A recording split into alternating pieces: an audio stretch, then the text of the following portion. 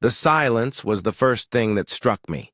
It wasn't the comforting kind, the one that greets you after a long day at work, wrapping around you like a familiar old blanket. No. This was different. This silence was thick, suffocating, pressing, against my chest with an unnatural stillness. I stepped inside, the soft click of my heels on the hardwood floor echoing through the house. At first, I didn't notice the overturned furniture or the papers strewn across the living room. I didn't see the ripped cushions or the gaping drawers, their contents spilled like entrails onto the floor. What I felt, what sent the first, real jolt of fear through me, was the wrongness of it all. The house was still. Too still. I dropped my bag. My fingers were already pulling out my phone before I even fully processed what I was looking at. Ryan. I pressed call. My hands were shaking. The phone rang twice before going to voicemail. My voice was raw when I spoke.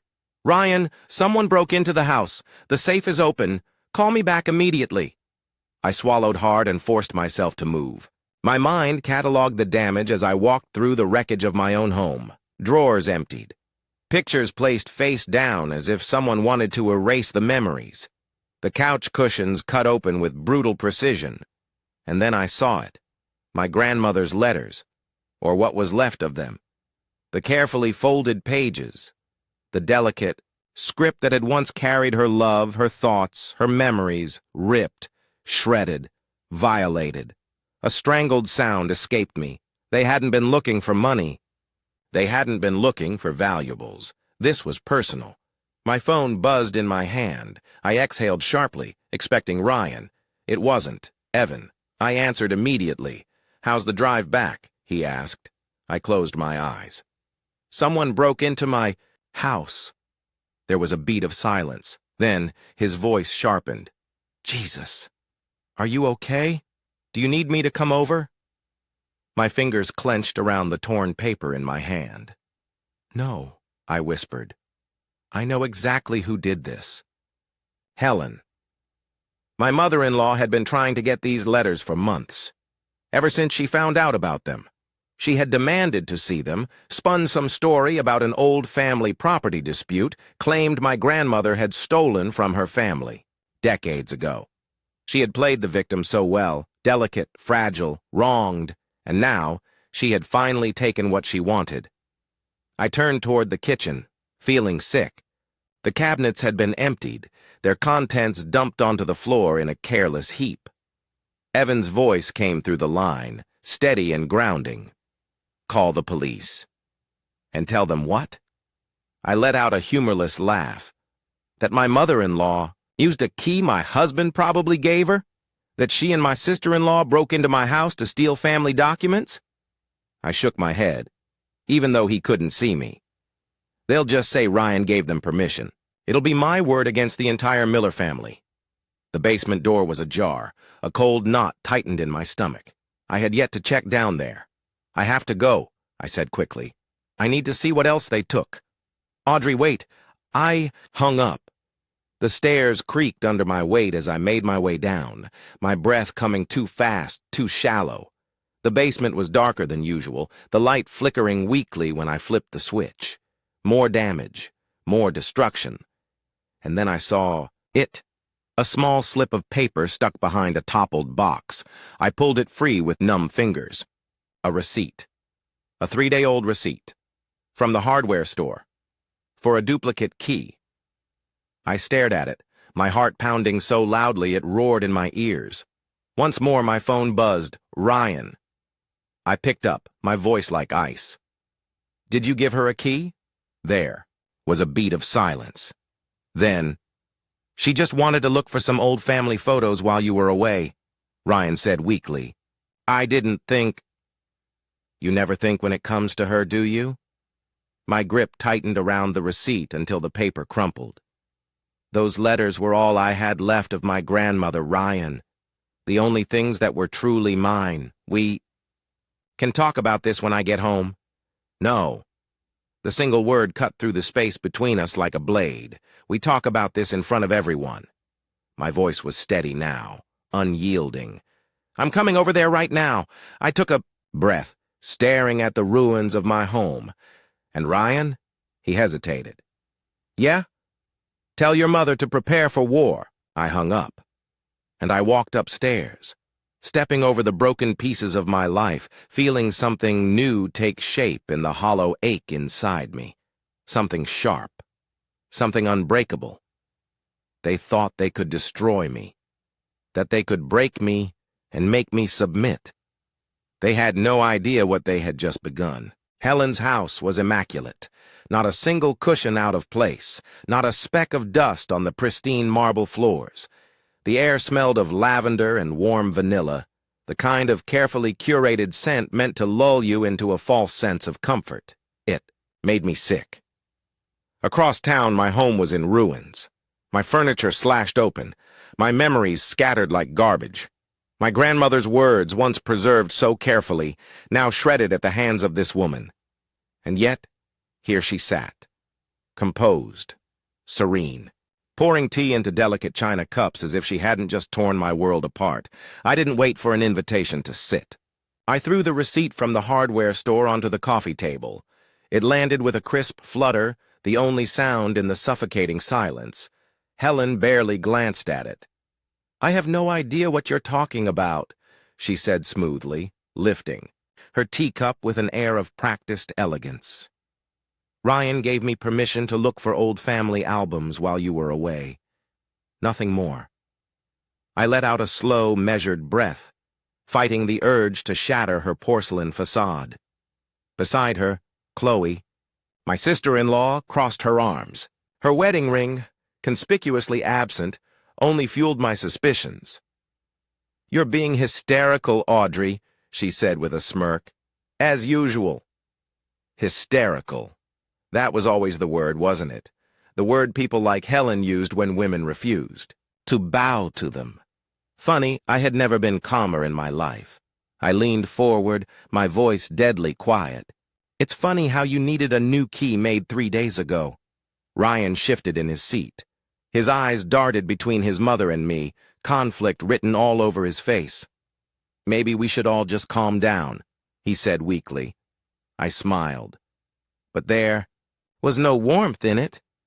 Oh, we're very calm, I said, watching Helen's fingers tighten around her teacup. Just like we were calm last Christmas, when you went through my phone while I was sleeping. Or last month when you showed up unannounced at my office to check on me. Helen set her teacup down with deliberate slowness. I worry about my son, I laughed. The sound scraped against my throat like broken glass. His interests, or yours? Chloe's eyes darkened. Mother was right about you from the start, she spat. You never understood our family. Always keeping secrets, hiding things in that safe of yours. I turned to her, finally seeing her for what she was, someone desperate to direct her own pain at anyone else. You think I was hiding things? My voice sharpened. Those letters belonged to my grandmother, the only proof I had left of her. Helen's mask cracked. Just slightly. That property should have been ours, she hissed, voice low, controlled. Your grandmother knew exactly what she was doing when she— Mother, Ryan cut in, but it was too late. The pieces clicked into place. I stood slowly. So you admit it. Helen's expression smoothed instantly. I admit nothing. Chloe smirked, her confidence returning. You have no proof, Helen added. My fingers hovered over my phone. You're right, I smiled. But I will. Ryan swallowed hard. Audrey, just— I turned to him, cold and unwavering. Are you coming home? I asked. Or staying here? His jaw clenched. He glanced at Helen, at Chloe, his mother, his sister, his safe choices. I think maybe we all need space to cool off. I let the words settle in the air. Then I nodded, slow and deliberate. Wrong answer. I turned toward the door, pausing only to glance over my shoulder. Oh, and Helen? My voice was light, almost amused. Those letters you stole? I watched her back stiffen. They weren't the originals. The clatter of her teacup against its saucer was sharp in the silence. You're lying, I arched a brow. Am I? She held my gaze, searching for cracks, for hesitation. She found none. Guess you'll have to wonder about that. And then I left. I walked out of Helen's pristine, untouched world. Out of the house where I had never truly belonged. I gripped. My car keys, my hands trembling, not from fear, from certainty. They thought they could break me. They had no idea who they were dealing with. Helen thought she had won. She thought she had stripped me of everything. My home, my trust, my dignity. What she didn't know was that I wasn't the kind of woman to roll over and accept defeat. I wasn't going to fight her on her terms. No, I was going to let her dig her own grave. And I would be the one holding the shovel. I met Evan at a quiet coffee shop across from Helen's favorite hair salon. It was a high-end place, the kind where women like her went to perfect their already perfect appearances, to gossip over espresso and pretend their lives were flawless. I sat by the window, stirring my untouched drink, watching through the glass as Helen and Chloe chatted inside. Their hands moved animatedly, their freshly manicured nails flashing under the light. They looked happy, like they had already forgotten the mess they'd left behind in my home. I hit play on my phone. A tiny, almost imperceptible click played. Through my Bluetooth earpiece, their voices came through crisp and clear. The bug I had slipped into Helen's handbag was working perfectly. "We need those original letters," Helen was saying, her voice sharper than usual. I could hear the irritation under her polished tone. "That safety deposit box has to be at her bank downtown," Chloe murmured. "Ryan says she's been going through their financial records, probably planning to divorce him and take everything." Helen's voice turned ice-cold over my dead body. I exhaled slowly, my grip tightening around my cup. Evan, sitting across from me, raised an eyebrow. "You still think I'm paranoid?" I asked, sliding my phone across the table so he could see the live recording. His jaw clenched as Helen's voice continued. "I didn't spend 30 years building this family's reputation just to have some girl destroy it. We're going. Back to the house tomorrow while she's at work. There has to be something we can use against her." I stopped the recording and met Evan's eyes. He exhaled. "Well, that's not subtle." I smiled grimly. "They never are." Evan hesitated, then leaned forward. "We should take this to the police." "And tell them what?" I said, voice calm. "That my mother-in-law is planning to rob me? It's still my word against hers." I shook my head. "I don't want to just stop them," I said quietly. "I want them to pay for what they've done." Evan sighed, rubbing a hand down his face. "All right. What's the plan?" I leaned in. We set a trap. By the time I got home, Evan had already installed the cameras.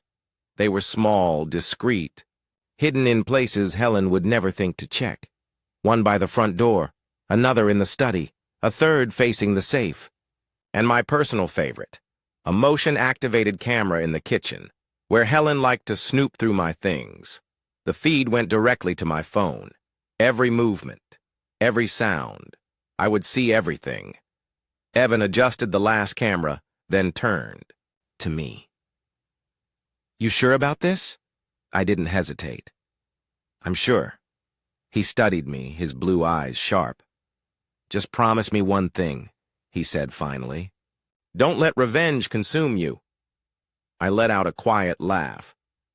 "This isn't about revenge." He gave me a look. I shrugged.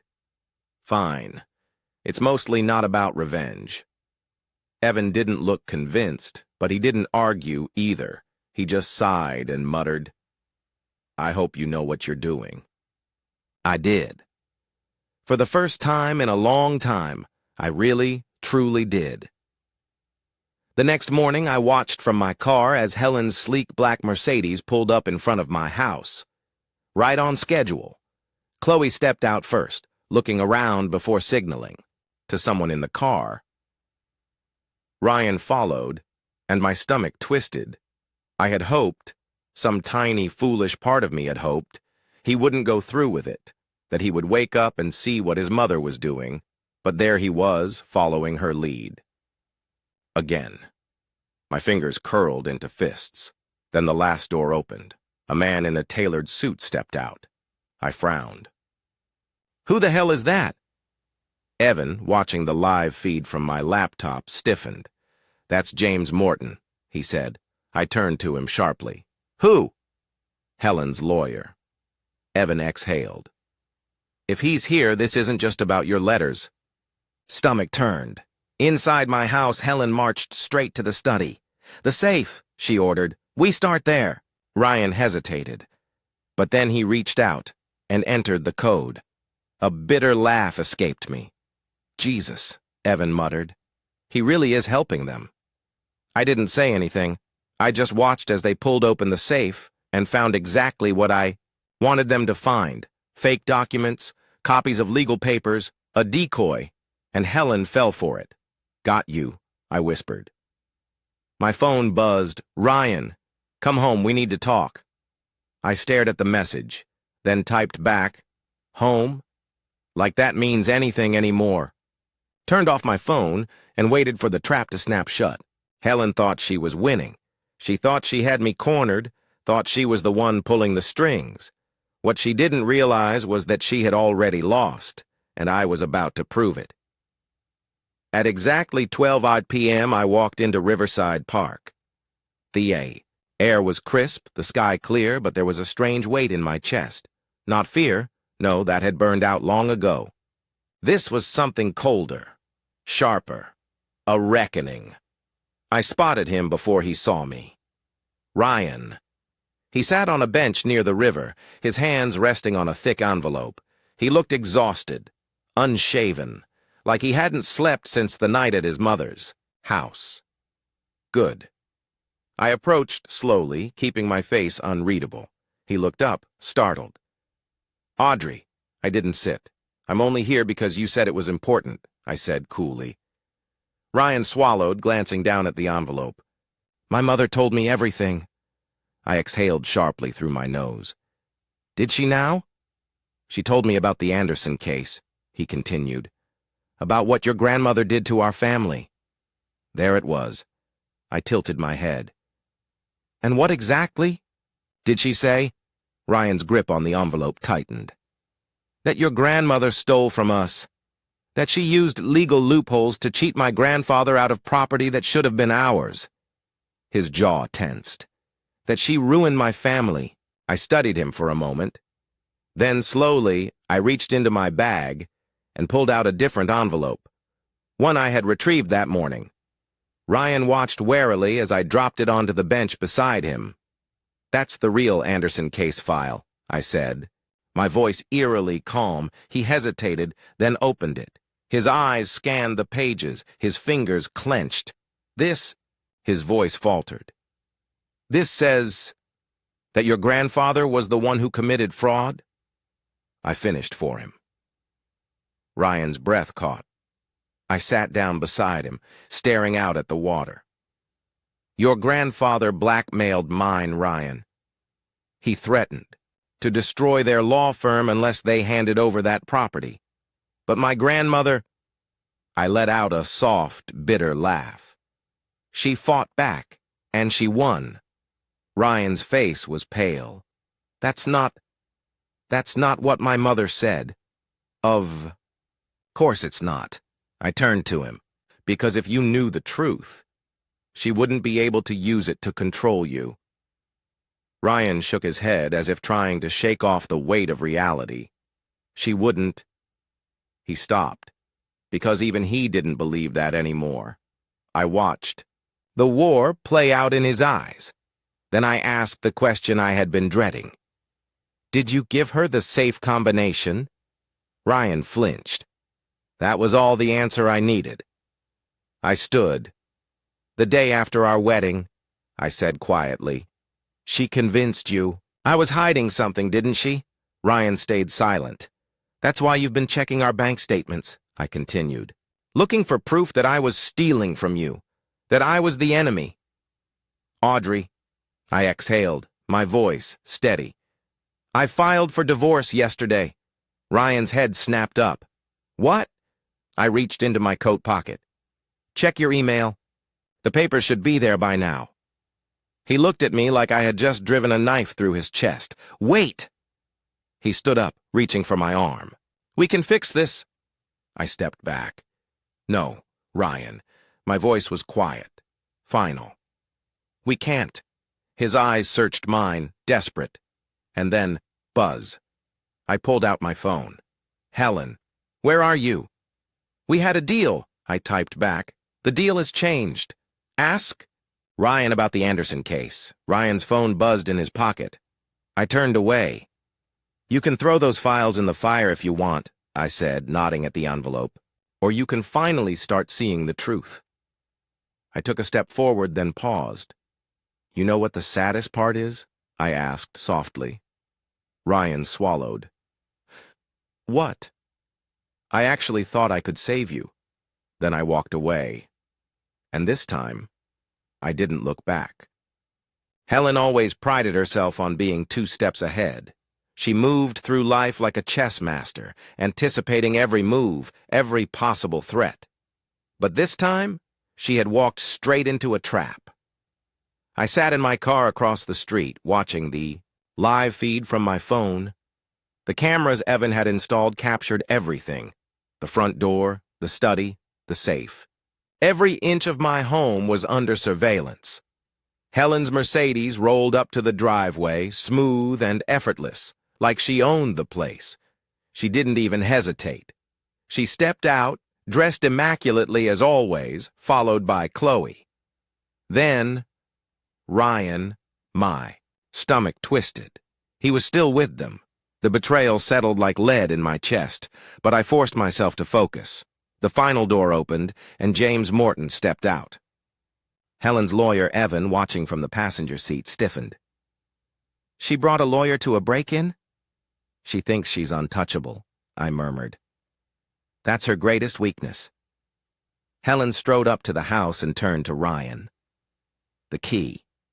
Ryan hesitated, for just a second. Then, with shaking hands, he pulled it out of his pocket, unlocked the door. I gripped the steering wheel so tightly my knuckles turned white. They disappeared inside. I switched to the interior feed. Helen walked, straight to the study like she'd done it 100 times before. Start searching, she ordered. Chloe wasted no time. She yanked open drawers, knocked books off shelves. Ryan stood frozen. Helen shot him an impatient look. Ryan, don't. Just stand there, help. He didn't move. My phone buzzed. Evan. Audrey, we can call the police right now. I exhaled. Not yet. Helen approached the safe. She turned to Ryan expectantly. Well? Ryan swallowed hard. Then, slowly, he entered the combination. The dam. Lock clicked open. Helen pulled the door wide, reaching inside, and froze. The documents inside were fake, worthless copies. Helen's nostrils flared. She tricked us. Chloe let out a curse. She's playing games! Helen's manicured fingers curled into fists. Then James Morton, who had been silent until now, spoke. Behind the safe. Helen turned. What? Morton adjusted his expensive watch. Did you check behind it? My stomach dropped. Ryan stiffened. No, there's... Move it! Helen snapped. Ryan's hands clenched at his sides. No. Silence. Helen's head whipped toward him. What did you say? Ryan's voice was stronger this time. I said no. Helen took a step forward, her expression darkening. Ryan, this ends now. His voice shook. We're leaving. Helen's mask cracked. After everything I've done for you, she hissed, that woman has poisoned you against your own family. Ryan swallowed. That woman is... Helen cut him off. Not anymore, she said icily. My finger hovered over my phone screen. The cameras had captured everything. It was time to end this. I stepped out of the car. Evan was right behind me. When I walked into the house, they froze like guilty children. Helen's eyes snapped to me, her lips curling into that practiced smile. "Audrey," she cooed, recovering quickly. "Perfect timing, dear. We were just discussing—" I raised my phone. "Oh, I know exactly what you were discussing." I tapped the screen. The live footage played. Helen's face drained of color. Chloe paled. Ryan looked like he wanted to disappear. "You broke into my house," I said, my voice cold and unwavering. "You conspired to steal from me. And you lied. Over and over again." Helen's lips parted, ready to spin another web of deception, but I was faster. "The real Anderson case files?" I stepped toward her. "They aren't behind the safe." Her eyes darted around wildly. "They're already with the district attorney." The room exploded into chaos. Chloe shrieked something incoherent. Helen lunged for her lawyer. "Fix this!" But Morton was already backing away. "I think our professional relationship has concluded, Helen." And just like that, she was alone. Ryan stood still, silent, and Helen, for the first time, I saw something new in her eyes. Not anger, not arrogance, fear. Outside, police sirens wailed. Helen turned to me desperately. "Audrey, you don't understand. I tilted my head. "I understand perfectly." I stepped aside as the front door burst open. And Helen Miller, the woman who had spent her whole life controlling everyone around her, was led away in handcuffs. Helen always told herself she was untouchable, that no matter what happened, no matter how many lies she spun, she would always land on her feet. But as the police dragged her through the doorway of my home, her face twisted in rage and panic, I saw the truth. She wasn't untouchable. She was just a woman who had finally run out of places to hide. 3 weeks later, the courthouse hallways were cold and echoed with whispers. Helen's trial was the talk of the town. Her name had been scrubbed from charity boards, country club guest lists, and social circles that once worshipped her. Her perfect life? Gone. Her empire? Crumbling. And I was here to watch her fall. Ryan entered from the opposite side of the room. He looked like a ghost of himself, hollow-eyed, his clothes hanging a little looser. Chloe clung to his arm, her expression unreadable. I focused on my phone, pretending not to see them. But Ryan? He walked straight toward me. "Audrey," he said. I didn't look up. "The divorce papers are with your lawyer," I said flatly. "Just sign them." "That's not—" he exhaled, running a hand through his hair. "Mother wants to make a deal." I let out a bitter laugh. "A deal?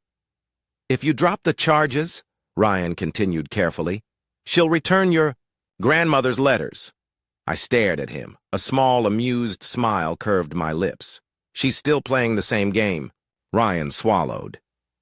"She's still my mother." I stood, stepping away from him.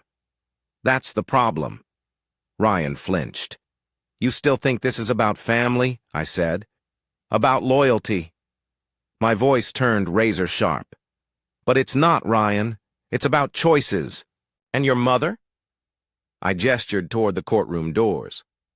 "She made hers." Ryan looked lost, but I had nothing left to give him. I turned away, and that's when Evan burst through the doors. His face was flushed, and in his hands he held a manila folder. "I found something," he said breathlessly. I took it from him, my heart pounding. Inside was a letter, dated 3 years before my wedding. Helen's handwriting filled the page, and as I read the words, everything fell into place. She planned this. She had always planned this. Every manipulation, every accusation, the surveillance, the break-ins, the smear campaign, it had been a setup from the start. I looked up. Helen entered the courthouse, flanked by her lawyers, her expression cold and composed. But when her eyes landed on the folder in my hands, her mask cracked. "No," she whispered. Held it up. "You documented everything, Helen." Her breath hitched. Her perfectly polished world? It was over. 6 months later, Helen was sentenced to 5 years in prison for fraud and embezzlement. Ryan moved away. Chloe stopped speaking to him. And me? I finally felt free. I had a new apartment now. Small, cozy, mine, a half-painted canvas sat by the window, bold strokes of red and gold streaking across it. I picked up my brush, dipped it into the deep blue paint, and let it flow. A knock sounded at my door. The pattern was familiar. 3 quick taps, 1 slow. I opened it. Ryan stood there. In his hands, he held a familiar leather-bound bundle. My grandmother's letters. I found them in Mother's study, he said, his voice rough. They were always yours. I took them carefully, tracing the worn edges with my fingers. Ryan hesitated. Audrey, I cut him off gently. I know. He nodded. Then he pulled something from his pocket. An envelope. I opened it. Inside were the signed divorce papers. I understand now, Ryan said softly. You won. I looked at him, really looked at him, and I realized it had never been about winning. It had always been about freedom. Ryan left. And I picked up my brush, and for the first time in years, I painted, because not every story needed a perfect ending. Sometimes walking away was victory enough. Thank you for watching. If you haven't subscribed yet, please do so and hit the notification bell to stay updated with more shocking real-life stories happening around you.